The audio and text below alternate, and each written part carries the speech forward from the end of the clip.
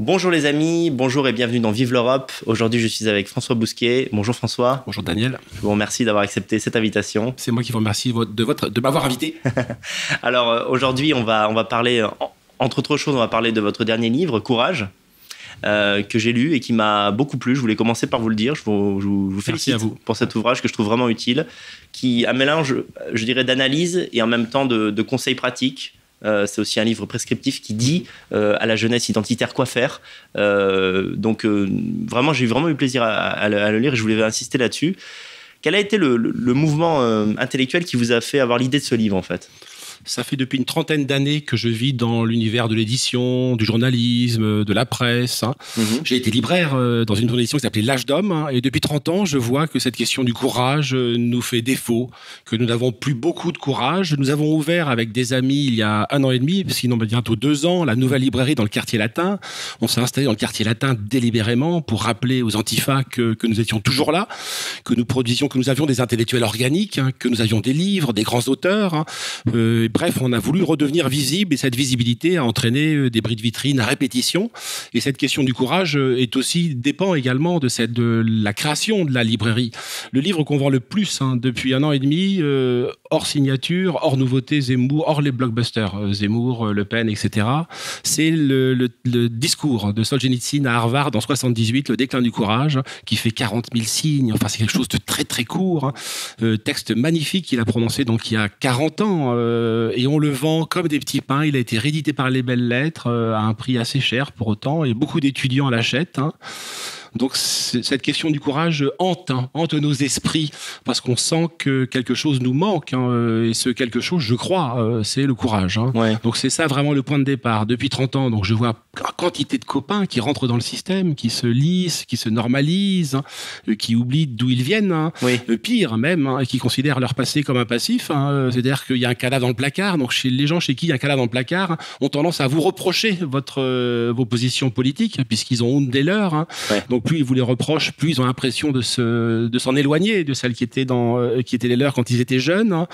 Donc première chose, ces gens-là se normalisent, faute de courage, par lâcheté, par confort, par conformisme. Et depuis 1 an et demi, les vagues d'assaut des antifas qui nous ont cassé les vitrines à plusieurs reprises. Oui. Font que j'en suis venu à m'intéresser à cette question du courage. Au départ, je voulais parler de la guerre culturelle, et j'en parle, puisque la deuxième partie, c'est la guérilla culturelle. Mais malgré tout, c'est le courage. Il n'y a pas de civilisation sans courage. Nos pères étaient courageux, nos aïeux étaient courageux. Depuis, si on regarde l'histoire de l'Europe, depuis sa fondation il y a 2800 ans à travers l'Iliade et l'Odyssée, la question du courage a été posée d'emblée en amont de notre histoire. Oui. Nous serons des hommes que si nous sommes courageux. J'en viens même à faire une théorie, toute prétention mise à part, sur une paléontologie ou une paléontogenèse du courage, montrer que lorsque Homo erectus, c'est l'homme qui se redresse, la station debout, lorsque l'homme passe de la quadrupédie à la bipédie, donc des 4 pattes à 2 pattes, c'est le courage qui le redresse.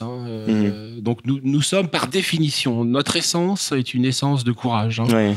Donc c'est pour toutes ces raisons que j'en suis venu à écrire un livre sur ce sujet. Le succès du livre de Solzhenitsyn dont vous avez parlé donne le sentiment que les jeunes ont besoin de figures, d'un héros dont on pourrait s'inspirer.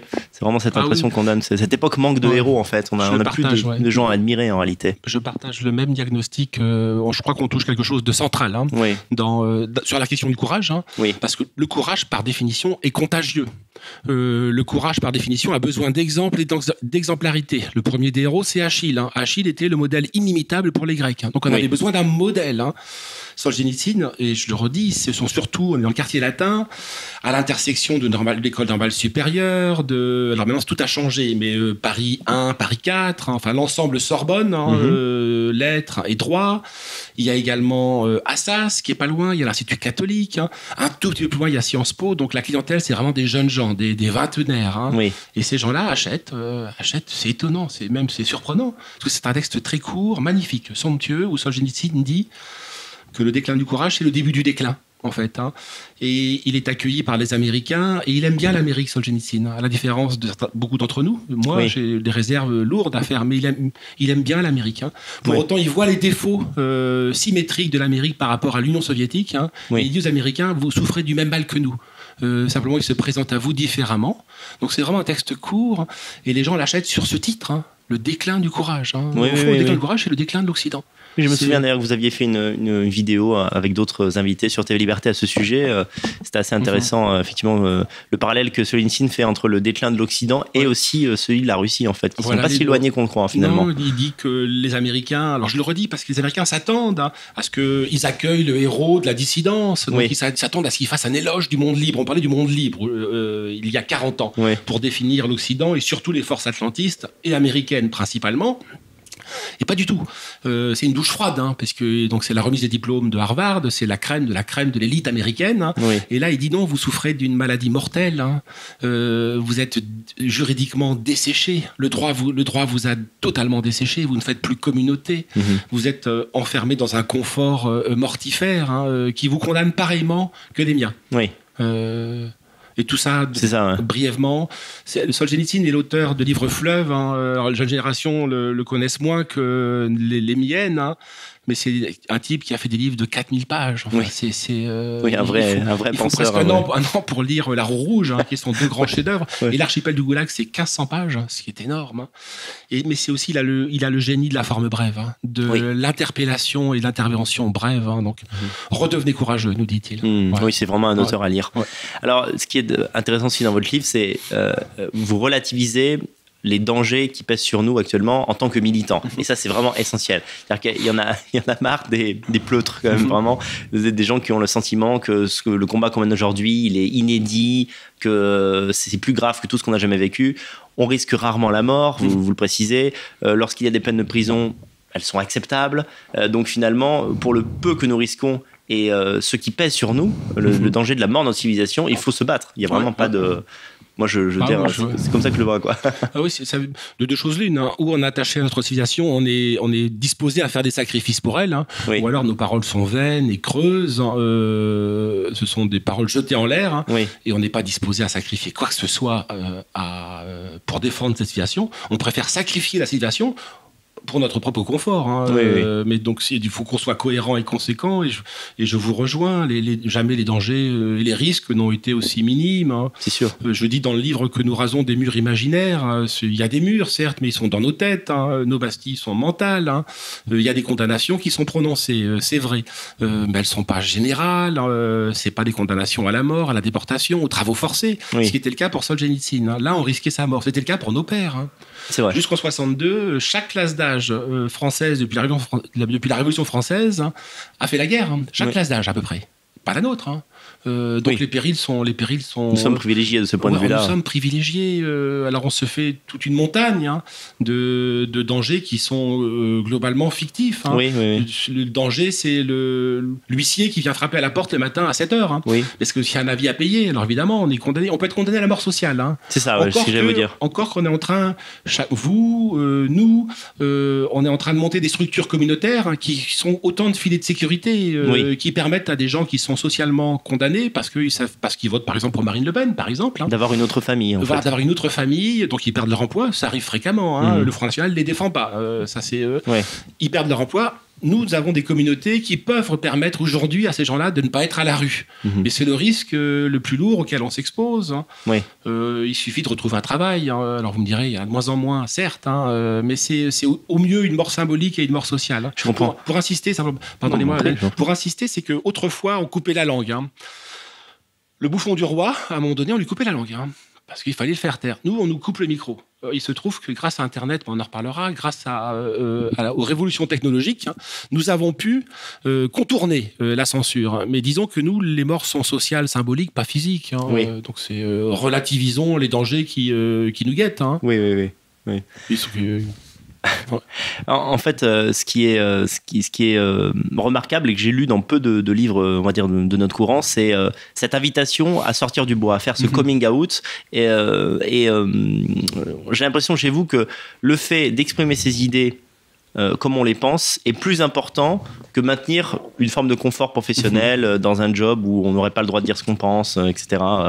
Parce que, en fait, clairement, c'est ce que vous dites. Vous considérez qu'aujourd'hui, il est plus important de pouvoir être libre de dire ce que nous avons dans la tête que de maintenir comme ça sa vie. C'est le constat. Alors, c'est à l'aune de mon expérience. Ça n'est que la mienne et elle en termes professionnels, elle s'appuie sur une durée de 30 ans. Mais en 30 ans, je l'ai dit en ouverture de l'émission, j'ai vu tellement d'amis proches rentrer dans le système, être absorbés par lui. Il y a, à un moment donné, c'est ingérable, parce que ils ont des idées que le système ne tolère pas, ils sont obligés de les cacher. Il y a ce qu'on appelle en psychologie sociale un problème de dissonance cognitive. Donc ça veut dire que il y a leur hémisphère gauche du cerveau leur dit tais-toi, t'as 4 000 € par mois, t'as des enfants à nourrir, ton confort alimentaire requiert le silence, donc tais-toi. Et l'autre, il y a la partie idéaliste du personnage, souvent le jeune homme, mais il vieillit, qui lui dit non, t'as des idées, défends-les. Et très rapidement, les arbitrages, moi j'ai vu ça,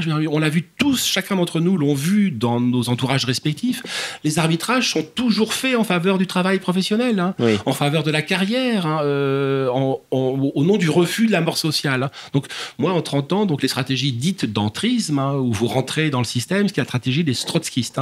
Et en fait, contrairement à ce qu'on croit, quand les trotskistes rentrent dans le Parti socialiste en France, donc Lionel Jospin, Jean-Luc Mélenchon, Cambadélis, ils sont plus trotskistes, ils sont déjà socialistes.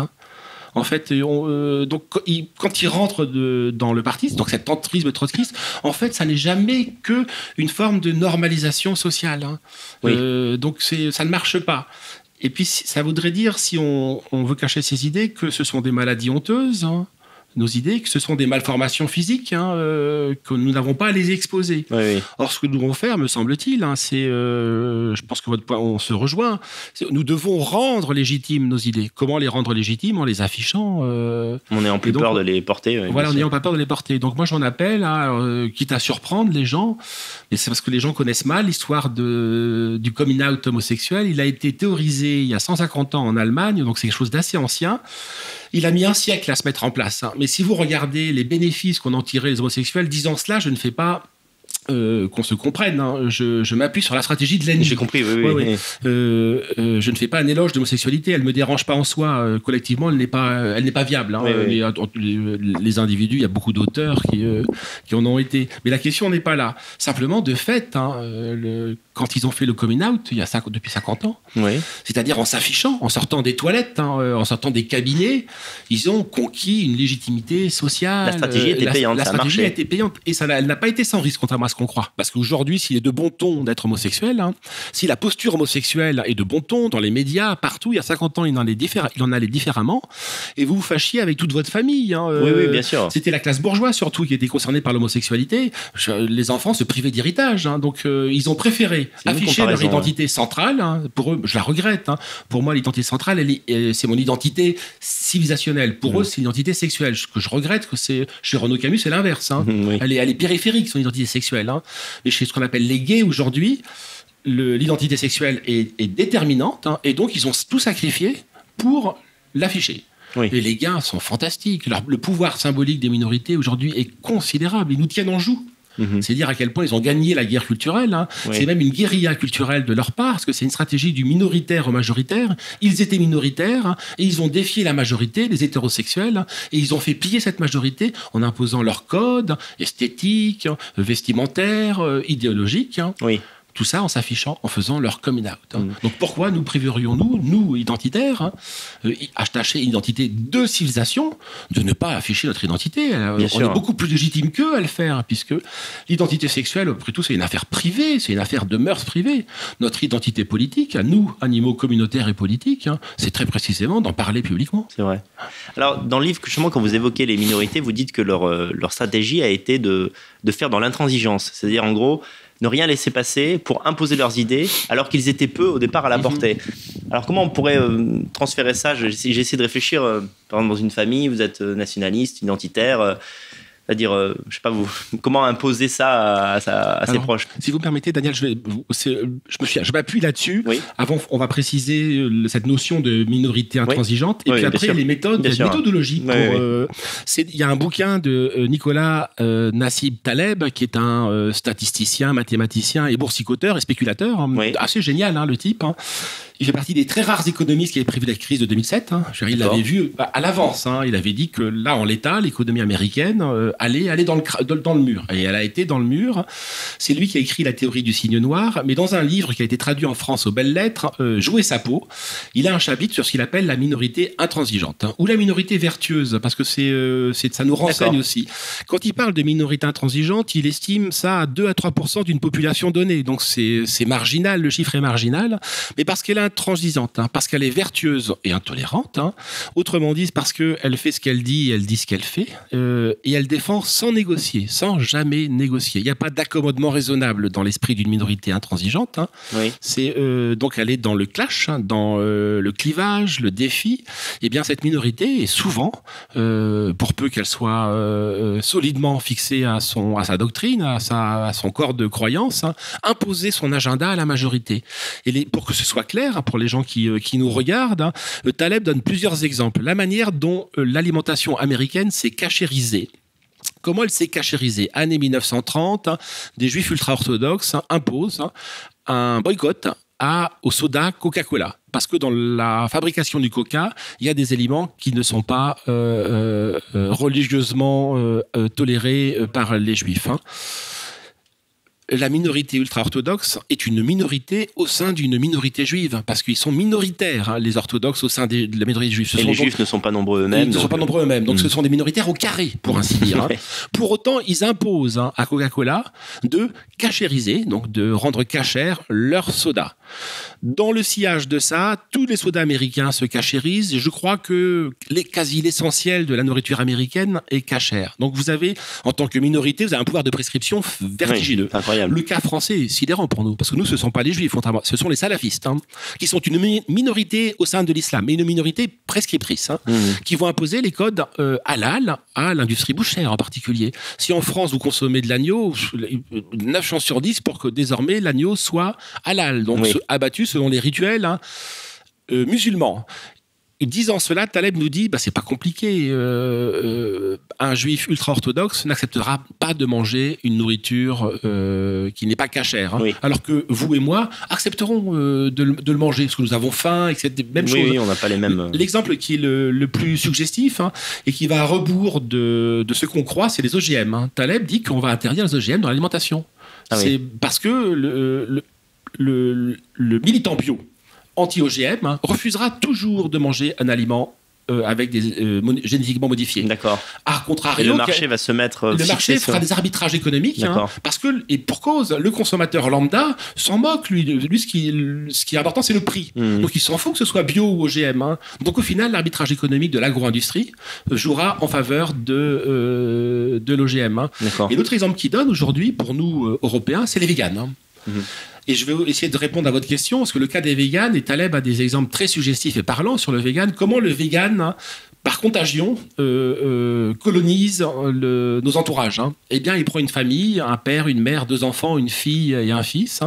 Eh bien, vous avez une fille qui devient végane à 13-14 ans, dans la crise de l'adolescence, peut-être qu'elle est un peu anorexique, que j'en sais rien. Eh bien, tous les soirs, elle parle à son père et à sa mère de ça, à quel point c'est important. Tous les soirs, elle montre des vidéos à son père et à sa mère sur l'abattage ou l'élevage industriel qui est atroce. Eh bien, après, il y a ce qu'on appelle en sociologie des groupes de renormalisation. C'est-à-dire qu'elle normalise une idée par sa croyance, par sa vertu, par son intransigeance, parce qu'elle est intransigeante, alors que ses parents ne le sont pas. Ses parents sont prêts à négocier. Eh bien, au lieu d'avoir un enfant vegan, vous avez souvent, si c'est une fille, le père le devient. Si c'est un garçon, souvent la mère le devient.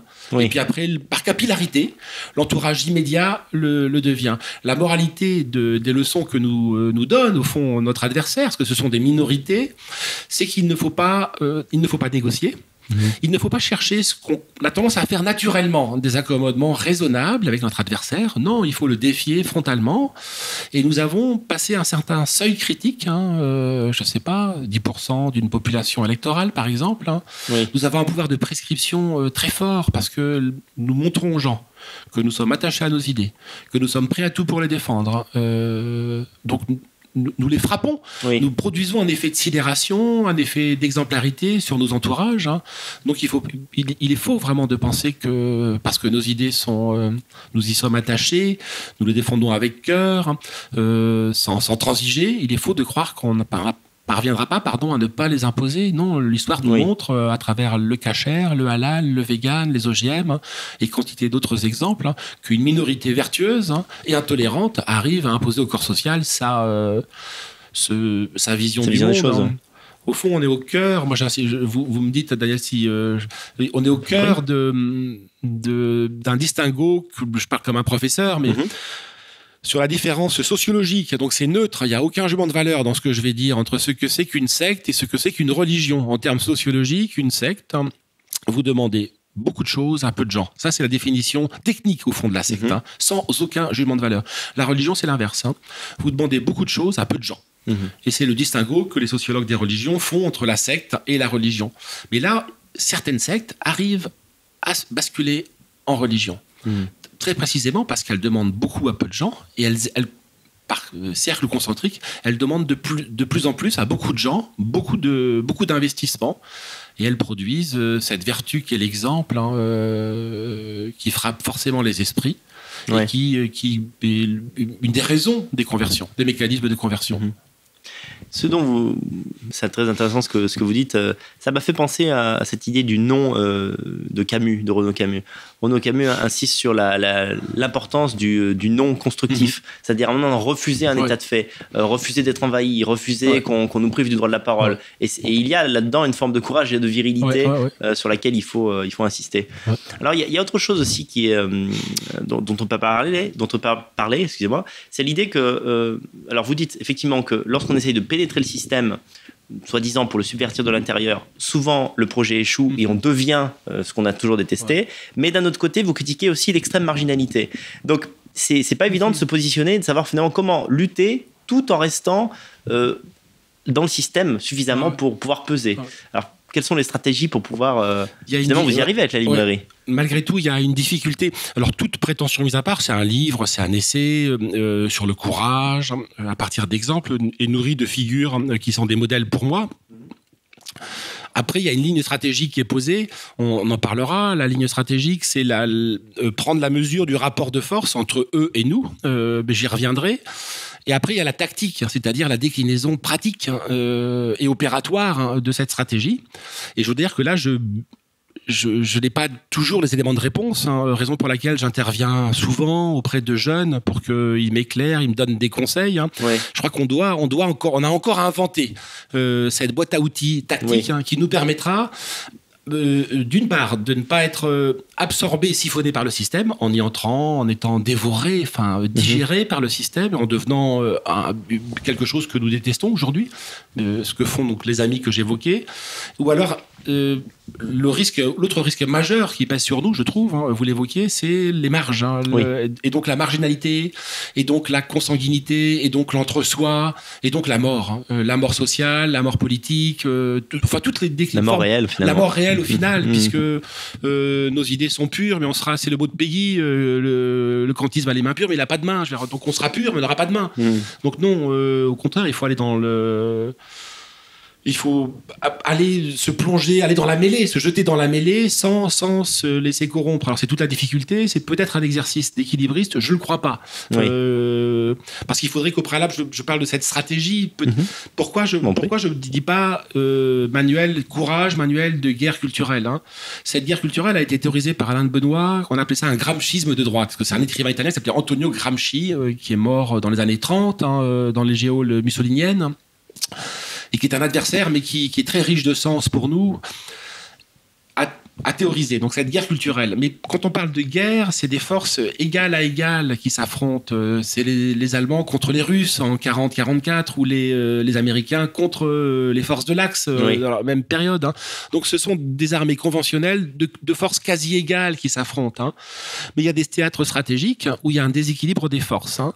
C'est par exemple quand il y a des civils qui se lèvent contre une armée professionnelle d'occupation étrangère. Oui. Par exemple, les Espagnols, pendant que l'occupation de l'Espagne par les armées napoléoniennes, il se met en place ce qu'on appelait naguère une petite guerre, les Madrilènes, 30 000 Madrilènes, vous et moi, je veux dire des gens du commun, pas militaires, qui se révoltent et qui se rebellent contre l'occupant, la plus grande armée que le monde n'ait jamais connue. La Grande Armée. C'est la plus grande armée jusqu'alors, la plus grande armée qu'il n'ait jamais eue.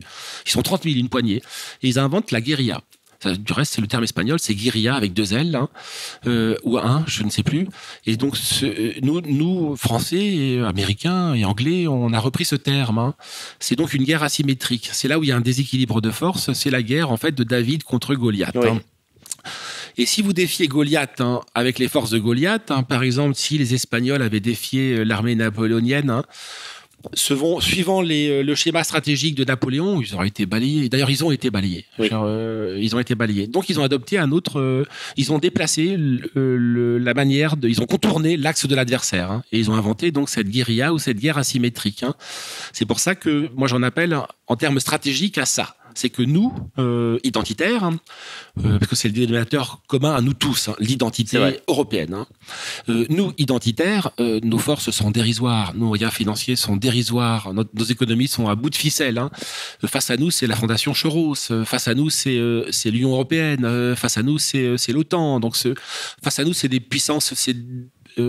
monstrueux, c'est des Molochs, c'est le Léviathan, c'est des Léviathans face à nous. On pourrait même parler aussi dans la jeune génération, on ne joue même pas à armes égales sur YouTube, c'est-à-dire que les youtubeurs de gauche sont tout de suite récupérés par le système, ils sont financés et donc évidemment ils ont des moyens techniques beaucoup plus considérables et ce qui explique leur succès. Ils sont associés à Mediapart, à quantité de... ce que nous n'avons pas ça. Et pourtant, grâce à YouTube, on en parlera après, grâce à YouTube, on a inventé, grâce à Internet, plus généralement aux réseaux sociaux, à YouTube, à nos sites, on a inventé un art de la guerre, une stratégie de contournement des médias centraux.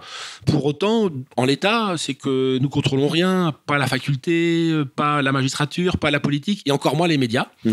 Quand vous faites des études à Valeurs Actuelles, c'était amusé il y a quelques années à faire ça, des études au sortir des écoles de journalisme pour savoir pour quel candidat lors des présidentielles les apprentis journalistes étudiants allaient voter. Vous avez 90%, 95% d'étudiants qui votent à gauche. C'est sidérant, c'est surréaliste. C'est des résultats de républiques bananières. Il faut le leur dire. Il n'y a que dans les républiques bananières où les résultats sont tronqués, on atteint une telle unanimité. Ça nous renseigne sur le conformisme de ces gens-là. Enfin bref, notre adversaire est tout puissant. Donc nous devons inventer une stratégie efficace, nouvelle, pour moi révolutionnaire, transversale, de contournement, de mouvement, de harcèlement, d'inventivité, pour imposer nos idées ou les rendre plus visibles. Les Américains qui adorent, j'en parle dans le bouquin, qui adorent faire des livres Guinness, des records, se sont amusés sur 2 à 3 000 ans d'histoire, 3 000 ans en fait, d'histoire européenne, à regarder toutes les grandes guerres qui ont eu lieu et voir quelles étaient les vainqueurs et quelles étaient les stratégies adoptées par les vainqueurs. En l'occurrence, à partir du prisme du petit contre le gros, du faible contre le puissant, qui est vraiment le modèle de la guerre asymétrique. Donc David contre Goliath. Et quand David, nous disent-ils, les gens qui ont fait ces enquêtes sur 2500 ans de guerre en Europe, quand David adopte la stratégie de son adversaire, autrement dit, il adopte la stratégie de l'adversaire tout-puissant, 2 fois sur 3, il est balayé. Quand, à l'inverse, David adopte une stratégie parallèle, de contournement, asymétrique, nouvelle, qui déroute, qui prive son adversaire de son univers de référence, de ses habitudes, de ses routines, et bien 2 fois sur 3, il gagne. Donc cette stratégie elle est efficiente. Alors simplement, vous le disiez, quelles sont les déclinaisons pratiques pour nous de cette stratégie? Alors, je ne peux malheureusement que dire ce que vous savez déjà. Donc nous devons y réfléchir à ça. Comment nous le faisons? En créant une librairie, un petit poussé. Donc nous sommes le petit poussé, on est le petit caillou dans la chaussure du système. Et ce petit caillou, évidemment, à un moment donné, il entraîne une entorse, il entraîne un lumbago. Donc malgré tout, il a un effet. YouTubeur, le plus grand mal que nous avons, nous par exemple, dans des revues, disons, un peu académiques, ce que n'est pas Élément, puisqu'on essaye justement, c'est une formule hybride, à être également grand public. Mais on fait des vidéos qui peuvent faire 20 000, 30 000, parfois 50 000. Mais quand on voit les scores que font les youtubeurs de la réinfosphère, on est sidéré. Puisque ça veut dire qu'on est dans des ordres de grandeur qui sont ceux des médias centraux. Oui, c'est vrai. Il y a certains youtubeurs qui font un nombre de vues, c'est incalculable. Et quand tous ces youtubeurs, vous cumulez le nombre de vues, vous vous dites que c'est aussi fort que France Culture. C'est une opinion qui existe et qui est diffusée. Ouais. Oui. Donc ces moyens-là, tous les moyens, tous les codes, on a négligé l'avant-garde. Il y a, pourtant, on a un précédent. Alors, il n'est pas français, il est italien. Oui. Mais on ignore généralement que l'archéologie du fascisme italien, c'est le futurisme. Donc, c'est le mouvement futuriste, qui est un mouvement d'avant-garde, qui a produit quantité d'œuvres, quantité d'auteurs, et dont le chef de file était Marinetti, grand théoricien de la vitesse. Oui. C'est lui qui invente le futurisme. Et donc, qui est vraiment le noyau, le cœur nucléaire du fascisme italien. Eh bien, l'avant-garde n'était pas d'arrière-garde à l'époque. Il y avait une avant-garde. Si nous pouvons également nous réapproprier les codes de l'avant-garde, et nous le faisons. Comment nous le faisons ? Eh bien, en trollant les gens, par exemple. Oui. Quand vous trollez, les mêmes, c'est typiquement, c'est un geste d'avant-garde. C'est-à-dire que vous détournez le discours officiel pour le brocarder, pour le ridiculiser. Donc, si on peut multiplier ce type de comment dirais-je, parce qu'on n'est pas dans la stratégie, c'est la tactique, ce type d'action, nous serons d'autant plus efficaces. Et surtout, nous allons rendre dérisoire notre adversaire, qui est tout puissant, qui est dévoré par son sérieux, qui ne sait pas rire, par exemple. Si nous sommes drôles, c'est vrai. Il y a quantité de youtubeurs qui le sont. Ça a un effet de souffle colossal. Donc c'est ça qu'on doit développer, je crois, faute de pouvoir diriger France Culture, comme on n'arrivera jamais à diriger Radio France et France Télévisions. Jamais un des nôtres sera à la tête. C'est Delphine Ernotte qui est à France Télévisions. Delphine Ernotte qui ne veut pas qu'un homme de plus de 50 ans, blanc, à la télévision. C'est clair, hétérosexuel. Parce qu'homosexuel, ça ne la dérange pas. Laurent Ruquier, il pourra avoir 80 ans, Laurent Ruquier, diriger 40 émissions, c'est pas grave. Là, c'est bon. Mais un hétéro blanc de 50 ans n'a plus droit. Donc ça, on ne le dirigera jamais. En tout cas, tant que le pouvoir n'aura pas changé. Donc ce que nous pouvons faire, au contraire, c'est devenir de plus en plus visible et inventif dans tout ce qui gravite autour des astres centraux que sont France Télévisions, Radio France, et c'est ce que nous faisons. Encore insuffisamment. Justement, vous insistez dans le livre et dans les interviews que vous avez faites autour du livre sur l'idée de la positivité. C'est-à-dire qu'en fait, on doit offrir un espace où les gens vont se sentir bien, vont rire, vont tout simplement être heureux alors qu'ils ne le sont pas ou plus dans la vie. Est-ce que à ce titre, vous n'avez pas le sentiment que l'extrême droite américaine a un peu d'avance là-dessus ? On se souvient il y a quelques années de la mode de Pepe the Frog et puis ensuite maintenant de la synthwave. Alors là, on a carrément une mode musicale qui a été reprise par l'extrême droite. Je trouve c'est assez inspirant à ce titre. Est-ce que vous pensez que les Français doivent produire plus de culture au sens pur du terme, plus de musique, les identitaires doivent être plus là-dedans ? C'est l'évidence. On doit s'inspirer de l'exemple américain. Pour ce qui me concerne, il y a évidemment une critique. Moi, je ne peux pas, en tant que libraire et en tant que journaliste à Éléments, mais pas que, mon univers mental m'interdit de rallier le libéralisme, parce que comme dit Zemmour, reprenant la formule de Bossuet, c'est que les gens, beaucoup, en particulier des libéraux, chérissent les causes tout en détestant les conséquences. La phrase est beaucoup plus mieux tournée chez Bossuet. Donc, mais à ceci près, les Américains, c'est dans les années 1960, ils perdent une élection dont ils pensaient qu'ils allaient la gagner. C'est la défaite de Barry Goldwater, qui était le candidat républicain, 64 ou 66, dans ces années-là, au milieu des années 60. Et ils se rendent compte, les Américains, les conservateurs américains, ils se rendent compte qu'ils ont tout perdu. Ils ne contrôlent pas la nouvelle société qu'on appelle the New Society, la nouvelle société. Ils sont à la ramasse sur la question noire. Ils sont à la ramasse sur les questions sociales. Ils ont perdu l'université, ils ont tout perdu. Donc ils se disent, c'est pas possible. Nous avons perdu la guerre culturelle. Donc que faisons-nous ? Eh bien, ils décident, avec 30 ans d'avance sur nous, 20 ans d'avance sur nous, années 60, de créer des think tanks, de créer des fondations, de créer des radios dans des États qui ne dépendent pas des grandes chaînes nationales, de produire des bouquins. Et ça va déboucher sur Reagan. Hein. Oui. America is back en 80. Là encore, au libéralisme près, on se dit, mon Dieu, c'est terriblement efficace. Hein. La différence entre eux et nous, c'est qu'il y a beaucoup d'argent, puisque la question du libéralisme n'en est pas une pour eux, et donc par la philanthropie, l'argent des grandes fortunes américaines conservatrices ruisselle jusqu'à la plus petite radio du Wisconsin ou de que sais-je. Hein.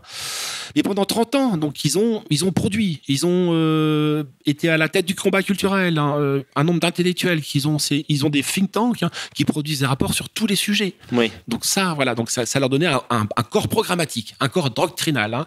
Et depuis quelques années, ils nous administrent des leçons fantastiques. L'armée des trolls de Trump. Hein.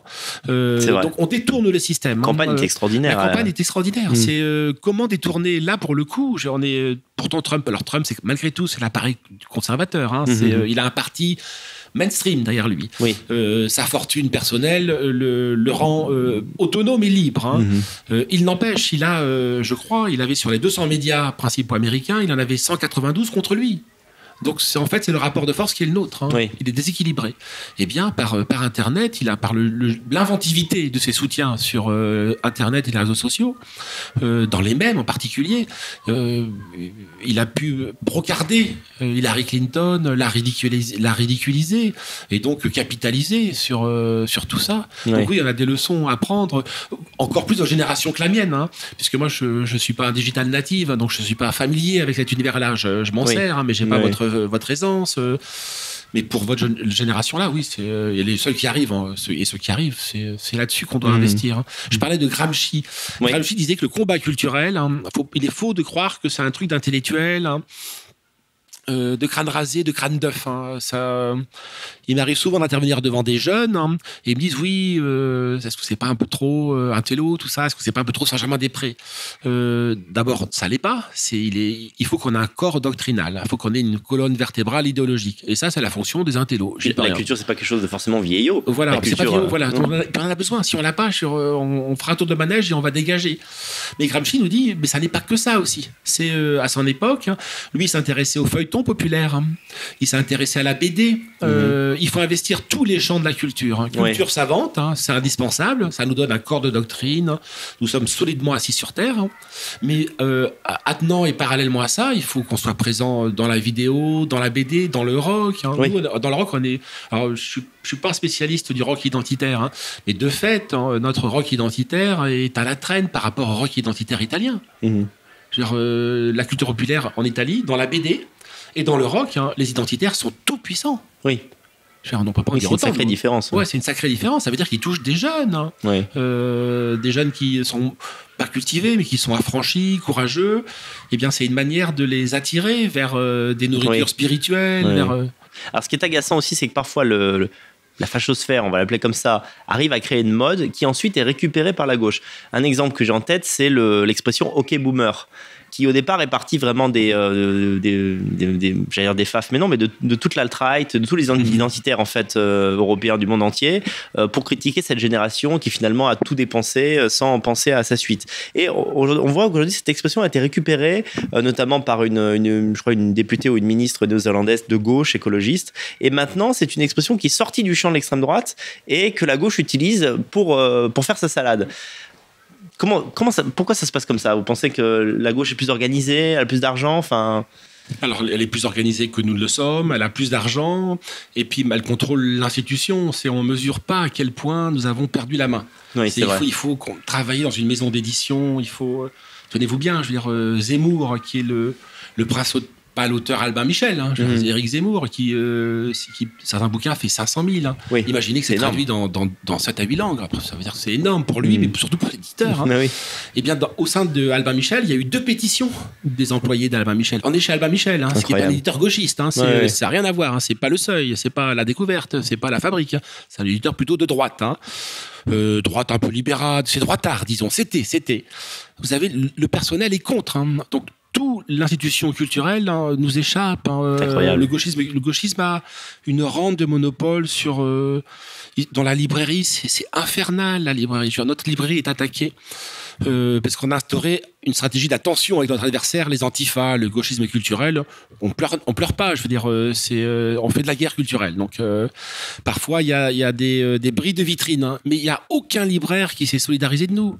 C'est parce qu'ils sont hostiles à la vision du monde qui est la nôtre. Hein. On pourrait dire la même chose des journalistes, des sociétés des rédacteurs de journalistes. Hein. Donc, nous ne contrôlons pas ça. Et peut-être qu'on n'a pas assez préempté ça sur OK Boomer, il faut le préempter, il faudrait faire des vidéos pour dire non, c'est nous, ça, c'est nous, puis le Boomer, c'est vous. C'est paradoxal que ce soit vous qui vous récupériez ce terme alors que vous en procédez. C'est vrai que par exemple la puissance du gauchisme, notamment dans les facultés, je sais, moi j'ai été étudiant en philosophie et en lettres modernes. C'est incroyable. En fait, je n'arrive même pas à imaginer comment nous pourrions reprendre les rênes. Je ne sais pas si vous avez quelques idées, mais par exemple, vous êtes un étudiant en sciences humaines, vous êtes identitaire, mais que faire ? Sciences humaines, c'est le truc qui est le plus verrouillé sur Terre. Oui, alors que c'est déjà la fac, et là c'est les sciences humaines, c'est Foucault, Bourdieu, et le gauchisme est partout. Et puis désormais, quand on parle de gauchisme, c'est un gauchisme mutant, c'est intersectionnel, antispéciste, c'est surréaliste. Donc ils sont tout puissants. Mais la roue tourne. Il suffit d'un étudiant, puis après de 2 étudiants, de 3, 10. Vous voyez le syndicat, la cocarde étudiante. C'est un CNA qui commence à rayonner, donc qui fait des scores assez importants, alors qu'il est tout frais. Il a 3-4 ans d'existence. La librairie est là, mais on s'est installé en 2 ans. On est dans le paysage. Il est admis que nous sommes là. On est inexpulsable, en tout cas, le temps que durera notre bail. Depuis 50 ans, on a déserté. Moi, ça me frappe toujours. J'étais étudiant à Paris 4. 1988, 89, 90. Et il y avait encore des gens qui tractaient, de l'AF qui tractaient, pas nombreux. Et c'est Paris 4 qui est une fac assez conservatrice, qui était une fac conservatrice, qui n'est plus le cas aujourd'hui. L'idiot de Jean Léderne-Allier, que j'adorais, il arrivait que la bande vende des canards à la criée, pas très loin de la place de la Sorbonne. Mais aujourd'hui, c'est inconcevable. Si moi, je vais seul, avec, je sais pas, mon bouquin ou que sais-je, dans la cour de la Sorbonne, un quart d'heure après, il y a des antifas. Ah oui, d'accord. Une demi-heure après, mettons, je parle de Paris 4, fac conservatrice. On n'est pas à Tolbiac, on n'est pas à Jussieu, on n'est pas à Nanterre. C'est là, on est au cœur de. Là, on a perdu des positions. On a perdu des positions. Mais pour autant, il est aussi facile de les reprendre. La preuve, c'est par la cocarde.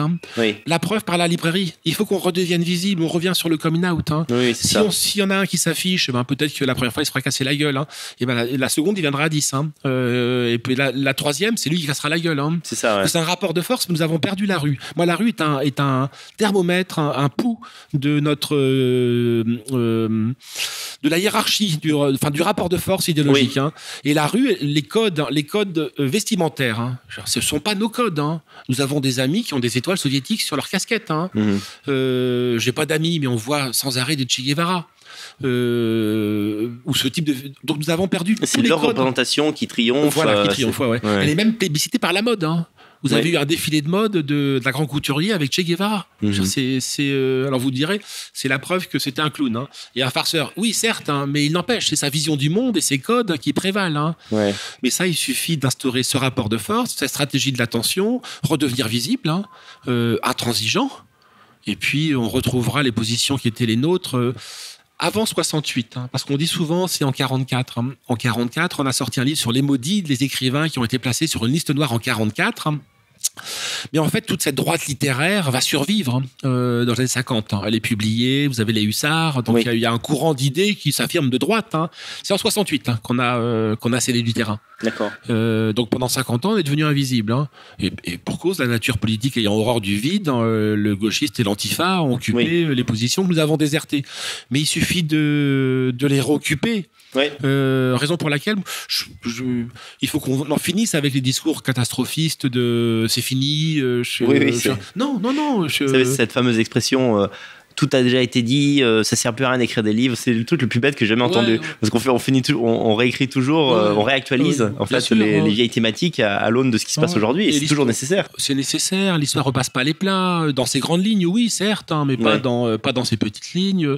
La situation est nouvelle, originale, inédite, elle est exaltante. Moi, j'aurais 20 ans. Vraiment, pour un tempérament un peu énergique. Il y a beaucoup de choses à faire. quantité de choses à faire, de choses à reprendre. Il y a plein de signaux positifs que nous envoie la société, la société civile. Les gens qui ont 20 ans aujourd'hui, moi je suis convoi à la librairie. La librairie, c'est un bouillon pour rencontrer ces jeunes gens. On se dit, mais ils sont désinhibés, ils n'ont pas froid aux yeux. Ils savent très bien, derrière tous les mensonges dont on les a gavés depuis l'âge de 12 ans sur l'antiracisme, le vivre ensemble, que tout ça, c'est de la foutaise. Oui. Donc, ils sont prêts à aller au combat. Ils sont prêts...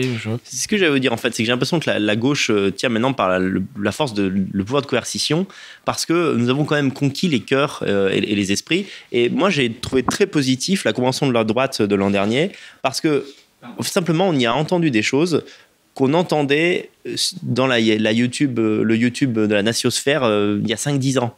C'est-à-dire que ça a mis le temps que ça a mis, mais ça finit par pénétrer le discours de Zemmour, par exemple. Ce sont des choses qu'il n'aurait peut-être pas dit il y a 5-6 ans. Et là, il l'a dit, il a parlé d'extermination de l'homme blanc, génocide. Et je trouve ça très positif. On pourrait parler aussi du discours sur les QI de Laurent Alexandre, qui revient souvent. Alors, je ne dis pas que Laurent Alexandre est un identitaire. Ouais, mais... je fais une petite comme sur Laurent Alexandre. Il n'assume plus aujourd'hui. On a fait l'entretien dans le dernier numéro d'Éléments, parce qu'on a fait un numéro sur le transhumanisme. Et Alain Benoît a fait l'entretien avec Laurent Alexandre, où bien sûr, il a abordé cette question du quotient intellectuel qui est distribué inéquitablement, entre les espaces continentaux, entre les pays. Encore plus entre les blocs continentaux. Enfin, c'est vrai. L'Europe, l'Asie, etc., l'Afrique. Et il le dit pas. Donc il a une position assez curieuse. Hein, d'accord, il est revenu un peu en arrière. Voilà, pour un homme rationnel qui s'en remet en permanence à la science. Hein, il dit que là, je fais une pause sur cette question-là. D'accord. La rationalité ne peut pas être reçue par le corps social, donc je n'en parle plus. Quoi. Mais oui, il en parle. Tout ça est nouveau. Il y a 10 ans, même il y a 5 ans peut-être. Hein. Il y a 5 ans, peut-être que nous n'en parlions pas. En tout cas, Zemmour en parle depuis longtemps. Mais là, il a eu une tribune. Hein. Donc vraiment, nos idées avancent. Le curseur de l'interdit, nous le déplaçons. Sauf qu'on a ce dilemme, c'est que si on s'en tient, il y a un sondage qui est fait chaque année sur le Front National, qui s'appelait autrefois RTL, Le Monde, Kantar, Sofres, et maintenant c'est d'autres instituts de sondage, enfin ils ont changé de nom. Mais chaque année, depuis 20 à 30 ans, on demande à un échantillon de Français comment ils perçoivent les idées du Front National. Hein. Oui. Et chaque année, les mêmes résultats tombent. Vous avez à peu près 2/3 des Français, tenez-vous bien, qui plébiscitent les idées du Front National. 2/3, ce qui est énorme en termes de sécurité, de frontières, etc., d'immigration. Mais vous avez 2/3 des Français qui ne veulent pas du Front National. Hein. Donc il y a un hiatus que nous devons corriger. C'est que nos idées sont majoritaires, mais il n'y a pas de personnes pour les incarner aujourd'hui. Mais elles sont majoritaires, donc par définition, elles finiront par arriver au pouvoir d'une manière ou d'une autre. On peut pas étouffer la majorité, on peut l'étouffer pendant 20 ans, autre signe d'espoir, que nous rappelle souvent Camus, sur la question des soviétiques. Hein. Beaucoup de gens pensaient que l'Union soviétique était là pour 1000 ans, comme le Reich hitlérien, c'est là pour 1000 ans. Non, on peut pas vivre dans le mensonge indéfiniment. On peut vivre dans le mensonge pendant 30 ans, pendant 40 ans, on peut faire comme si le réel n'avait pas eu lieu. Mais vient un moment où il y a un travail d'ajustement entre le réel et la réalité virtuelle qu'on a créée à sa place. Hein, et les masques tombent. Hein, l'Union soviétique s'effondre sur elle-même. Hein, et Poutine arrive 20 ou 30 ans après, je veux dire. Donc ce monde est tellement mensonger qu'il ne peut pas durer. Donc c'est pour nous un signe d'espoir considérable. Ouais. Alors, dans un autre livre qui est La droite buissonnière, vous avez travaillé sur Buisson et ce qu'il a apporté au courant. Et donc, alors, pour ceux qui ne le savent pas, Buisson est derrière la campagne qui était spectaculaire de Sarkozy en 2007, c'est qu'il a fait gagner. Moi, ce que je fais toujours demander, c'est pourquoi Marine Le Pen n'a pas adopté cette stratégie en 2012 et en 2017. Pourquoi, finalement, elle ne s'est pas revendiquée de Buisson en disant « Sarkozy vous a trahi, moi j'arrive avec une ligne similaire, mais sauf que je veux vraiment appliquer ces choses-là ». Comment vous expliquez ça, en fait ? En 2012, elle s'est trompée très largement. En 2017 également, un petit peu moins en termes de, si je m'en tiens aux traductions électorales. Hein. En 2012, elle s'est trompée puisqu'elle avait commencé de mémoire à 25 ou 30% et elle a fini... à 20, il me semble. Ouais. Un petit peu en dessous, en dessous de 20, je crois. Parce qu'elle n'a pas abordé... le cœur de son message. Le cœur de son message, c'est l'immigration, c'est l'identité, c'est Jean-Marie Le Pen. C'est une marque. Alors, elle considère, en n'ayant pas parlé avec des entourages, elle considère que c'est une marque acquise et qu'il y a une rémanence de cette marque. Quoi qu'il arrive, c'est là, c'est acquis. Oui. Donc elle a axé son discours que dans une dimension sociale. Or, il faudrait articuler les deux discours. On marche sur deux jambes. La France des Gilets jaunes et la France de l'identité, qui se recoupent à beaucoup d'égards. Et elle l'a négligé sous l'influence de Philippot entre 2012 et 2017, qui a chevènementisé, pour ainsi dire, qui a gauchisé son discours. À un moment donné, on voulait dire à Marine Le Pen, en 2017, c'était même frappant. Moi, on avait envie de lui dire, Arlette Laguiller, sort de ce corps. Parce que elle commençait pas par français, française, elle commençait par travailleuse, travailleur. Donc, vous avez beaucoup d'électeurs qui sont des artisans, des fonctionnaires, enfin des profs. Donc, pour autant, vraiment, je pense que ce parti marche sur deux jambes. Et il a pensé qu'il ne marchait que sur sa jambe sociale. Tous les échecs répétés et récurrents 2012, 2017. Mais penser que de ne parler que d'identité lui permettra de capitaliser sur la France des Gilets jaunes, c'est pas vrai. Les réservoirs de voix et le vivier de voix le plus important pour elle et de progression, c'est dans cette France périphérique, de déclassés, de classes populaires et de classes moyennes inférieures. Et il faut forcément tenir un discours social aussi à son adresse. C'est ce qu'a fait Trump. C'est-à-dire que le discours qui est très libéral de Sarkozy en 2007 ne fonctionnerait peut-être pas aujourd'hui. Fonctionnerait pas, oui. Ouais. Trump, il y a un livre qui va paraître d'un économiste américain en mars 2020 dans sa langue. Mais l'électorat de Trump, donc les classes, les working class blanches, mâles, qui est vraiment son vivier, le plus gros vivier de voix pour lui. Il lui tient un discours identitaire, mais aussi, comme Boris Johnson en Angleterre, mais aussi social. Johnson a augmenté dans des proportions dont aucun travailliste n'aurait pu rêver. Le salaire minimum en Angleterre, lorsqu'il rentre à Downing Street, enfin quand il devient Premier ministre, Trump fait la même chose. Son électorat, c'est les classes populaires blanches déclassées. Ils sont déclassés symboliquement, puisqu'ils n'apparaissent pas, et c'est très important le statut symbolique, la demande de reconnaissance. Ils n'apparaissent jamais dans les quotas minoritaires de la télévision. Vous les voyez jamais dans les séries télévisées, parce qu'ils sont blancs, ils sont pas noirs, handicapés, trans, donc ils n'ont pas place à France Télévisions ou à CNN du reste. Donc ils n'ont pas de statut. C'est central d'avoir un statut. Bien sûr. On est des fantômes, sinon on a tendance à se dévaloriser. Donc Trump leur donne du statut symbolique. Vous êtes des hommes, vous êtes virils, vous existez. Il les défend sur un plan identitaire, puisqu'il construit son mur, puisqu'il veut bloquer l'immigration latino. Et il les défend sur le plan économique, en recréant de l'emploi, en relocalisant l'industrie. Donc si le Front National, le RN, arrive à avoir un discours aussi cohérent, à la fois identitaire, symbolique et industriel, là, pour le coup, elle pourra peut-être envisager... C'est ce que dit Jérôme Sainte-Marie dans son bouquin Bloc contre bloc, que les deux camps ont tendance à se cristalliser aujourd'hui, ceux de nulle part et ceux de quelque part. Que donc il n'y a plus que deux blocs en France, Macron, Marine Le Pen, et qu'on sera obligé, qui que nous soyons, de nous rallier à l'un ou à l'autre. Mais qu'il n'y aura pas de camp entre les deux. Peut-être se trompe-t-il, j'en sais rien. Mais de fait, les situations se décantent.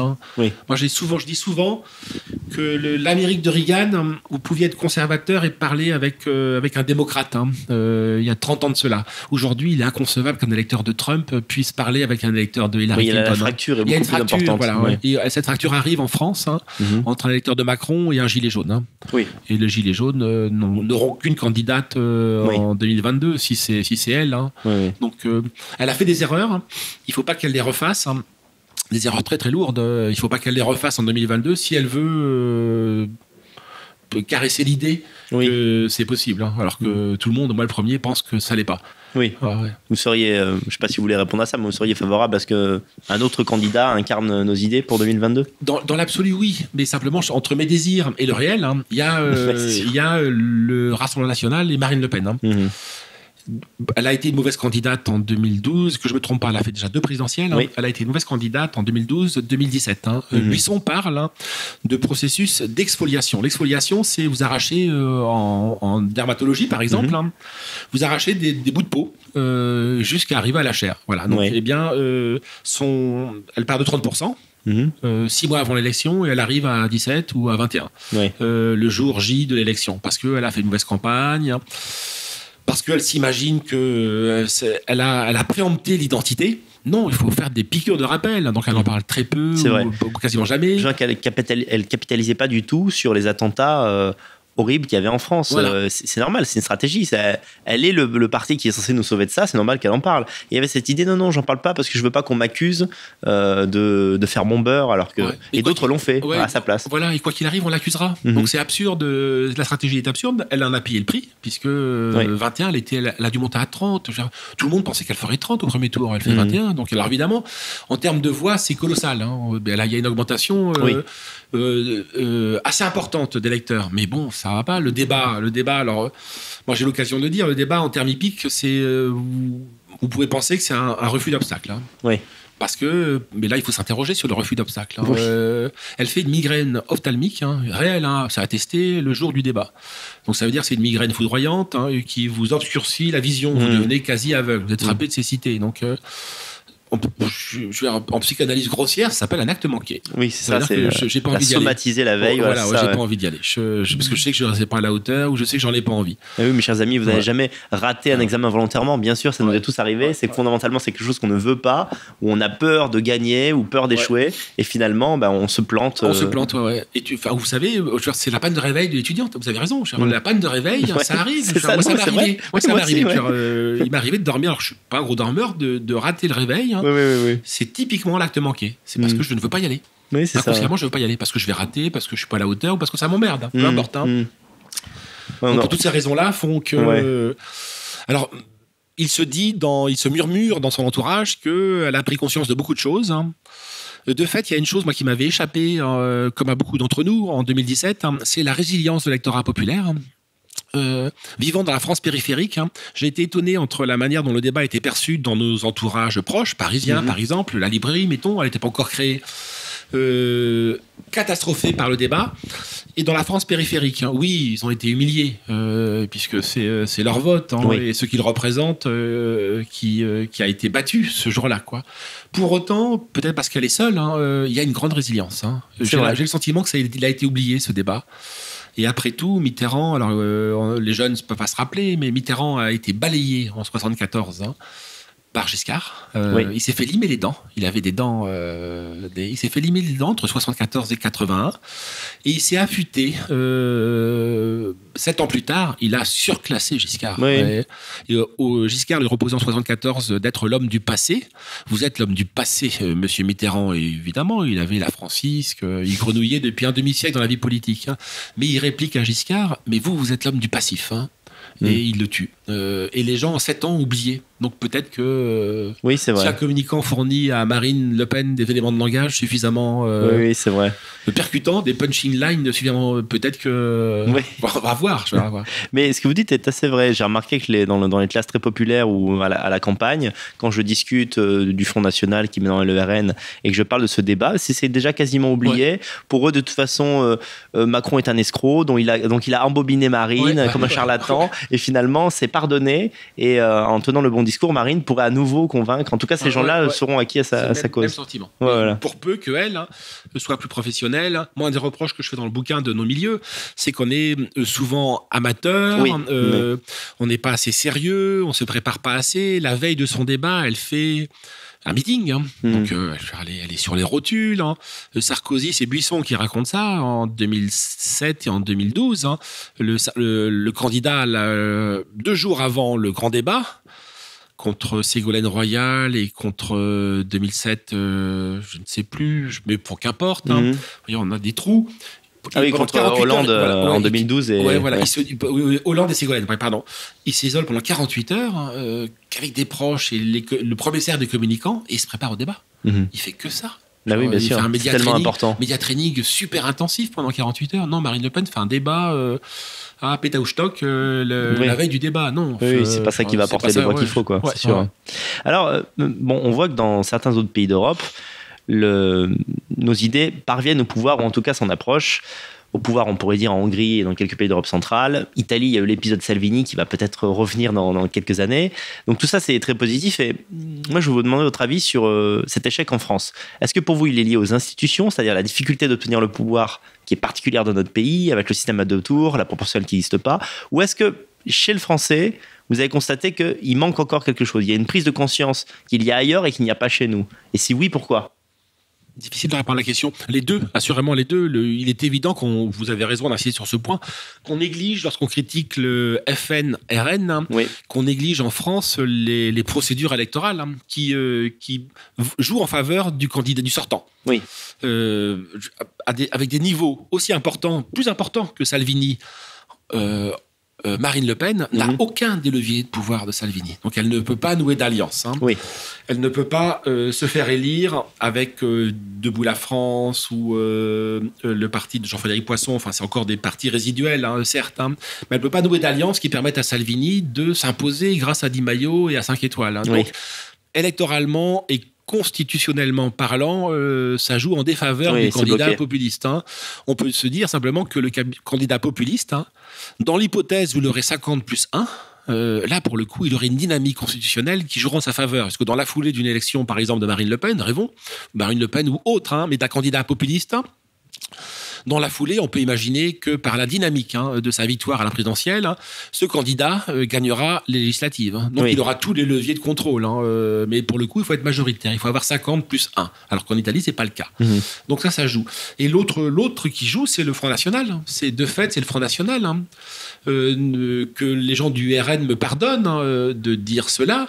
Mais pour l'heure, et jusqu'à preuve du contraire, le Front National a porté les voix populistes. Et ça a été un pays pionnier en Europe, que ça se fait en 83-84, donc c'est très ancien, à 10 points, puis à 15, c'est Jean-Marie Le Pen, 17 parfois, mais à 15, c'est assez important.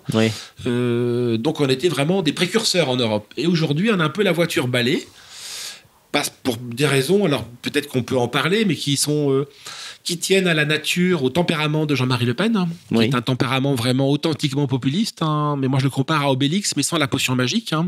Et dans ces cas-là, quand on n'a pas la potion magique, il ne faut pas jouer à Obélix, puisqu'on est rattrapé par l'histoire. Il faut avoir la potion magique. Parce que celui qui dit qu'il fait, il faut qu'il fasse. Sinon... qui tiennent à ses outrances. Alors moi, je les aime bien, je suis un littéraire, ces outrances. Il est tempétueux, volcanique, il a le sens de la punchline. C'est sûr. Donc ça doit constituer les qualités, les caractéristiques du grand leader populiste. Mais ça se retourne contre lui, puisque ça le conduit à être ordurier. Il lui arrivait de l'être, là où il aurait suffi d'être persifleur. Oui. Il a la main mise sur son parti, donc il n'a pas cherché à nouer d'alliance. On ne peut pas, quand on est le Front National, avoir le pouvoir sans nouer d'alliance. Il y a un secrétaire général du parti qui l'a fait, c'est Bruno Maigret, et il a été chassé de ce parti parce qu'il avait noué des alliances, il avait fait une sorte d'union des droites. On peut revenir sur cette union des droites. On peut en débattre sur sa légitimité. En tout cas, au niveau régional, elle était efficace puisque le Front National avait pu... Ça nous ramène au XXe siècle, mais permettre à des candidats de droite et même du centre, moi je suis dans Lyon, à Soissons qui est à Soissons, de se faire élire. Alors tous se sont dédits dans la foulée, mais ils se sont dédits parce que le Front National n'était pas clair et qu'il y avait des bisbilles entre Le Pen et Maigret. Pour toutes ces raisons, même dans le bouquin, je dis qu'il y a une névrose d'échec pour le Front National. C'est qu'on revient sur la migraine ophtalmique du jour du débat. La névrose d'échec, ça veut dire que nous savons que nous ne serons pas à la hauteur du pouvoir et que nous y allons en reculant. Et la autre preuve, c'est le 21 avril 2002. C'est que Le Pen fait l'aveu au soir du 21 avril 2002, alors qu'il est au second tour, qu'il n'est pas préparé pour ça. On se souvient de son visage, en fait, qui exprimait de la crainte et n'était pas... Donc il y a à la fois ce problème électoral, donc procédural, qui est propre à notre constitution, la 5e, qui privilégie le candidat sortant. Et puis il y a le nom Le Pen. Peut-être que Marine Le Pen le lèvera, cette hypothèque sur le nom Le Pen. Jusqu'à présent, elle n'est jamais parvenue à la lever, cette hypothèque. Donc il y a un problème de personne, pour répondre... C'est ça, c'est clair, je crois que c'est clair. Alors, sans réelle transition, pour moi, 2019 a été une année marquante parce que je crois que c'est la première fois qu'on a eu une vengeance du camp identitaire, en tout cas d'un homme blanc face à l'invasion et face à l'islamisation de l'Occident avec Brenton Tarrant. Alors moi, je vais vous demander comment le courant identitaire, qui fait de plus en plus parler de lui, va réussir à se détacher de ces actes isolés et fous qui nous seront forcément rattachés. Parce que je pense que, je ne sais pas si vous êtes d'accord, mais la dynamique des choses va faire qu'il y aura de plus en plus d'attentats musulmans et il y aura de plus en plus de vengeance d'un côté et de l'autre. Donc, comment progresser sans être diabolisé en disant mais vous êtes responsable de Tarente, vous êtes responsable d'El Paso, Breivik c'était déjà vous, etc. C'est difficile en fait. Comment Quoi qu'on fasse, on nous le reprochera. Oui. Et puis après tout, qu'il y ait des gens, Breivik, de mémoire, on avait reproché à Finkielkraut. Je ne dis pas de bêtises. Parce que Breivik lui avait envoyé son manifeste. Il se trouve qu'il avait son adresse mail, donc il l'avait envoyé. Et que le manifeste était aussi une compilation de quantité d'une littérature où il y avait des auteurs français. Mais l'affaire est assez ancienne. Oui, c'est vrai. Mon Dieu, je veux dire, c'est pas parce qu'on récupère vos idées que Breivik récupère vos idées que ça fait de vous un apologiste de Breivik, ou que par télépathie vous ayez guidé son bras et son. C'est vrai. Et Tarente a quand même appelé le grand emplacement. Mais de fait, il existe. Alors il y a une montée. On n'en est pas encore là. Moi, je pense qu'on n'en est pas encore là. D'accord.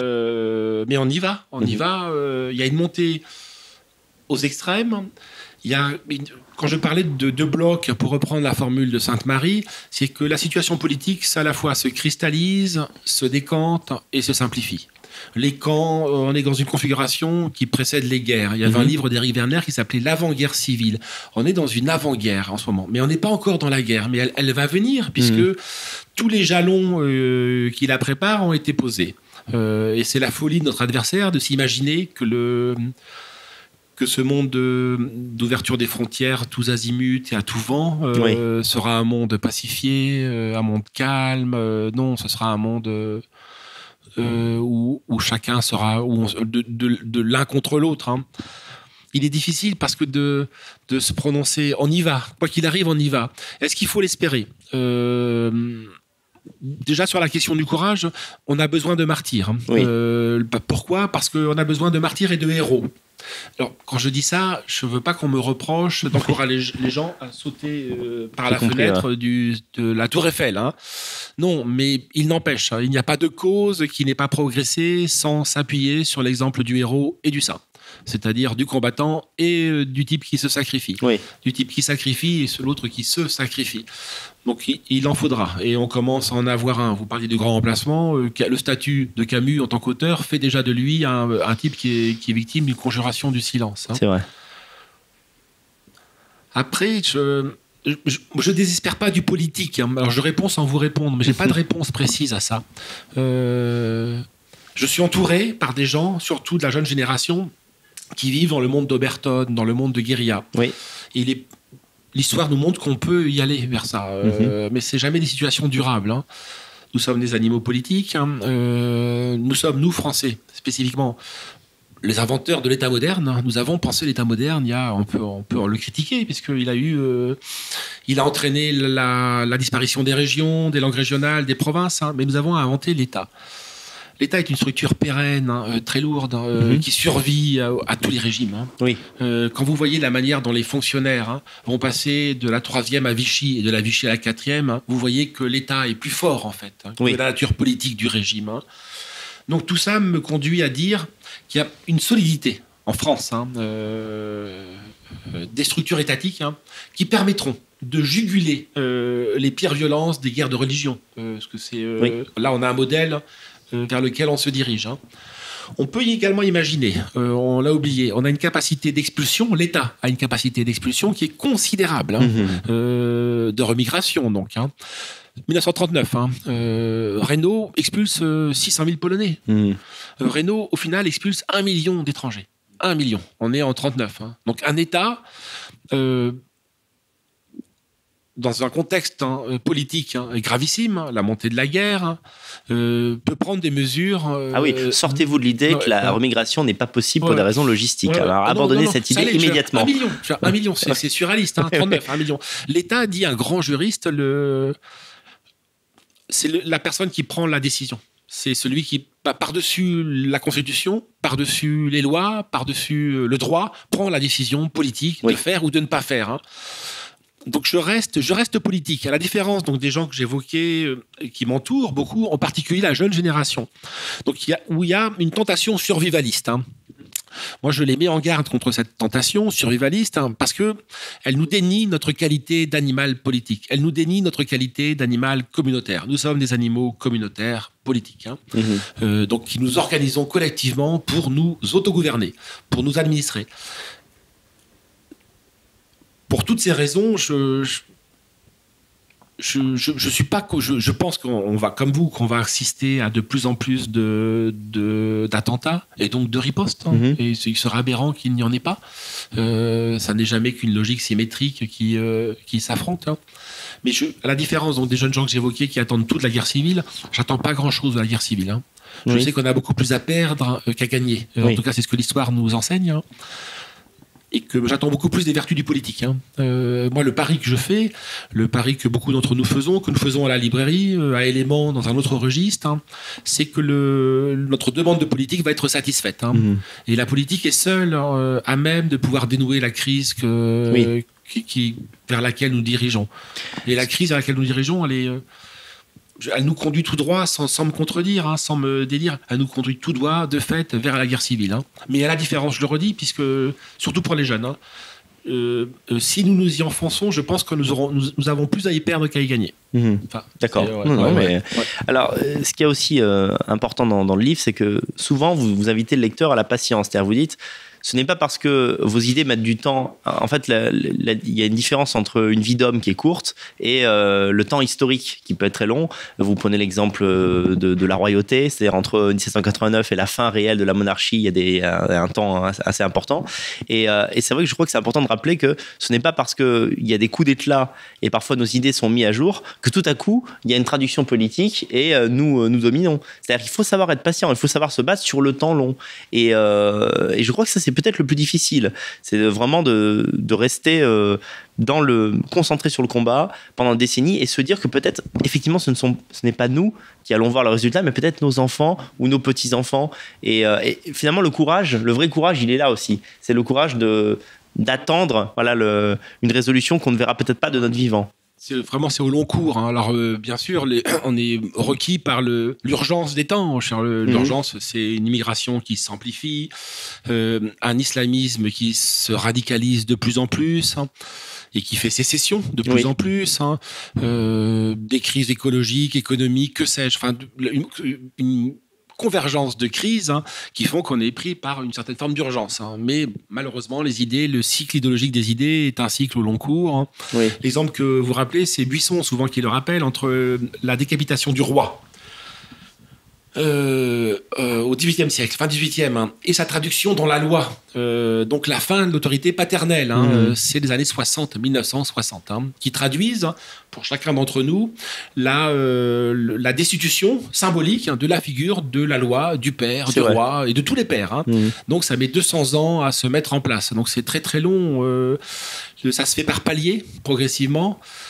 Par sas, donc sachons que nos idées, même peut-être le seul correctif que j'apporterai et qui est un signe d'espoir, un de plus, c'est que nos idées appartiennent à l'inconscient collectif des peuples. Nos idées sont pérennes, nos idées ont traversé les temps. La grande épreuve pour savoir si une idée est fantaisiste ou si elle est solide, si c'est un bloc de granit ou si c'est un bout de plastique, c'est la traversée des temps, c'est l'épreuve du temps. Donc nos idées, la croyance que nous sommes des animaux différenciés, qu'il y a des hommes et des femmes, la croyance qu'il y a des peuples, c'est-à-dire qu'il y a eux et nous, c'est une logique animale, une logique politique qui est validée par 3000 ans, par 10 000 ans, par 50 000 ans d'histoire. C'est pas possible qu'elle ne survive pas à la crise du genre, à la crise de tous les fous qui nous entourent, intersectionnels, cisgenres et que sais-je, qui peut-être que c'est qu'une parenthèse de délire historique. C'est vrai. Moi, j'ai toujours en tête la révolution culturelle en Chine qui ressemble beaucoup à ce que nous vivons aujourd'hui. À ceci près, vous l'avez évoqué, que nous, il n'y a pas de risque, où les risques sont marginaux. Les risques, c'est la 17e chambre correctionnelle. Pour quelques-uns d'entre nous, ça peut être victime d'un attentat ou condamné à la prison, mais c'est marginal statistiquement. Mais à ceci près, c'est la même chose. Mao, pour reprendre le pouvoir sur les hiérarques du Parti communiste, lance sa révolution culturelle et dit « Abat les 4 grandes vieilleries ». Les 4 grandes vieilleries, c'est devenu le slogan donc des étudiants Mao pendant les années 60-70. Mais ça a été violent puisqu'ils ont détruit les temples bouddhistes. C'est comme si ici on détruisait les cathédrales, etc. C'est le fantasme à la fois des salafistes et des antifas, cela étant dit. Mais ils le font pas encore ou ils le font à la marge. Ils se contentent de profaner des cimetières. Mais là-bas, on a tout détruit. Tous les temples bouddhistes, les temples confucéens, tout a été détruit. Le savoir a été délégitimé. Donc on brocardait, on pendait les mandarins, donc les profs, dans les rues de Pékin. Incroyable. On les néo-ruralisait en Mandchourie intérieure. C'est-à-dire qu'on les renvoyait à la campagne. Donc ça a été une période de folie qui était ubuesque. Il n'y a que Ubu à qui on peut comparer tout ça. Et si vous regardez Conchita Wurst, si vous regardez le programme des études de genre à l'école normale supérieure, à l'école des hautes études, donc ça veut dire bientôt dans vos facs, messieurs et dames, c'est aussi surréaliste que la révolution culturelle ou que Ubu-Roi. Et tout ça peut pas durer. Je veux dire, tout ça est tellement c'est trop délirant, contraire à la raison. C'est contraire à la raison, à la biologie. Bien sûr. Ouais. Alors, personnellement, je l'ai été dans le passé, mais je ne suis plus croyant. Toutefois, parfois, je me pose la question, est-ce que vous pensez que ce déclin du courage qu'il y a notamment en Occident et en France, est-ce qu'il est lié à une perte de foi, selon vous ? C'est-à-dire, en fait, nos adversaires, prenons par exemple les islamistes, on peut les accuser de beaucoup de choses, mais en tout cas, ils croient en leurs idées et ils sont persuadés qu'ils font ça pour le bien. Est-ce que c'est ce qui nous manque, ou est-ce qu'on peut parvenir à devenir, on va dire, des acteurs et héros de nos propres vies sans forcément passer par la case croyance ? Je ne sais pas quel est votre avis là-dessus. Il nous manque quelque chose. Moi, je suis comme vous. Tous mes référents sont chrétiens. Je suis un chrétien identitaire que l'Église ne reconnaît pas. L'Église dit de gens comme moi que je suis un athée pieux parce que je recours aux sacrements fondamentaux, baptême, communion, enterrement et funérailles. Mais bon, donc elle ne veut plus de moi, de gens comme moi dans son Église, mais elle préfère recueillir par contre des salafistes. Ça, elle le fait. Il y a des salafistes à Noël dans des cathédrales. C'est surréaliste. Mais des gens comme moi, non. Mais de fait, il me manque quelque chose. Je le crois. Le ciel est vide pour nous. La divinité, c'est caché, à déserter, donc c'est un handicap très lourd. Et on doit trouver plus que des ersatz de substitution. Des nouvelles formes de religion, c'est ce que disait Heidegger. Donc, vous voyez, le fameux entretien au Spiegel de Heidegger, c'est seul un Dieu, il n'y a qu'un Dieu qui est en mesure de nous sauver de notre incroyance, de notre nihilisme. J'en suis pas là. Je pense que notre identité, par défaut, nous permettra de pallier à l'absence de la foi. Je parlais de sociologie, mais la foi, c'est deux choses. Enfin, la religion, c'est deux choses. C'est la foi. Moi, je l'ai pas, la foi. Donc, par contre, moi, j'ai les rites. Mais la religion, c'est aussi les rites. Oui. C'est les deux. On l'oublie parce qu'on a une vision post-68 art et post-conciliaire de la foi.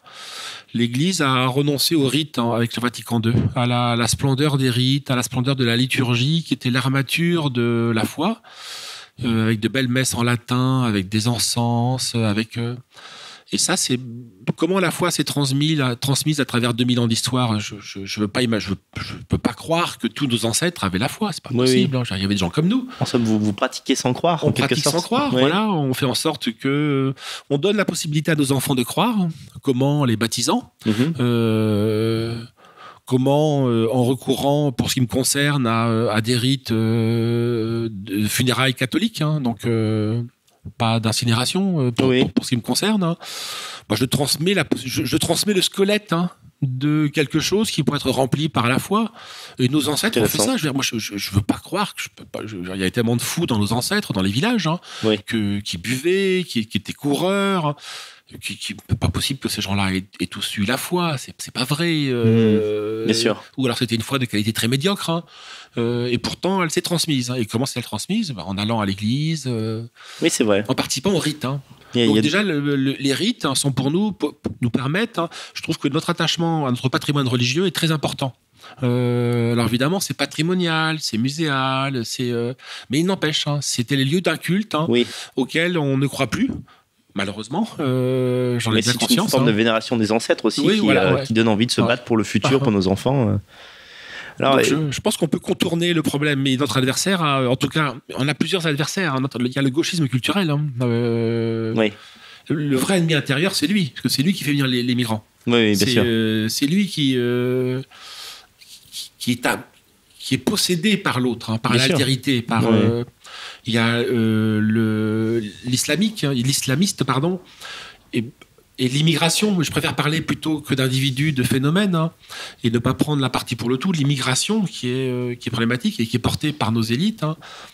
Donc si cet ennemi-là n'a pas de religion, donc peut-être qu'il croit à rien, alors que nous on croit à quelque chose. C'est vrai. Donc on a un atout sur lui. On l'a pas sur le musulman. Puisqu'il s'appuie sur un Coran qui a l'explication pour tout et qui est la clé, qui est une clé qui ouvre toutes les portes.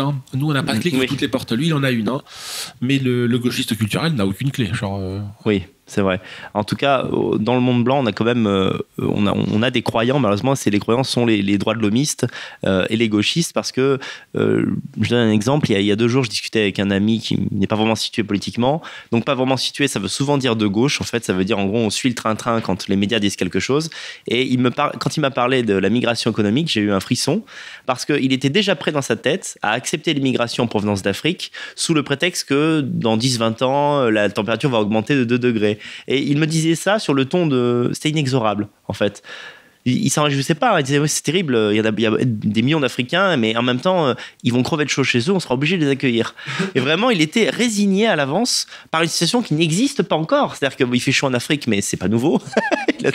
Et là, j'ai ressenti une angoisse. Je me suis dit, vraiment, on lutte contre quelque chose de très puissant, quand même. C'est la migration et les migrants climatique, c'est moi qui me suis trompé. Oui, c'est ça. C'est-à-dire que, bon, apparemment, le climat va changer. Et le désert qui est acceptable, ce sera plus acceptable dans 10 ans, vous comprenez?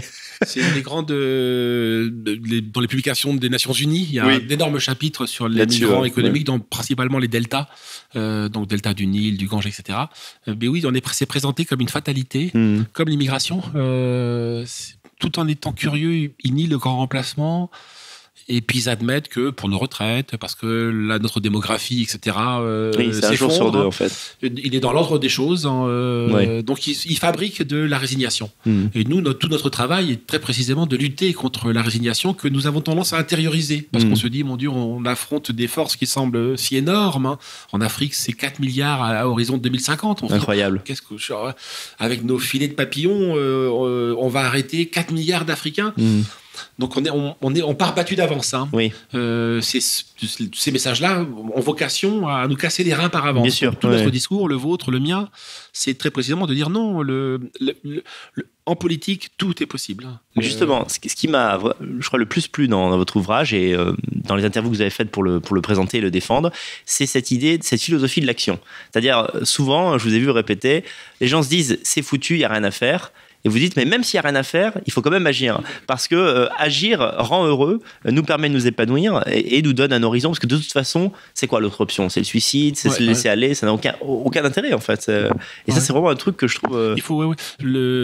Il y a des vertus performatives. J'emploie des mots de notre ennemi. Mais la vertu performative, c'est si je dis, je fais. Je dis que c'est possible. C'est-à-dire que je me donne les moyens de faire en sorte que ce soit possible et que ça le devienne. Et peut-être que ça le deviendra. Parce que je l'ai dit.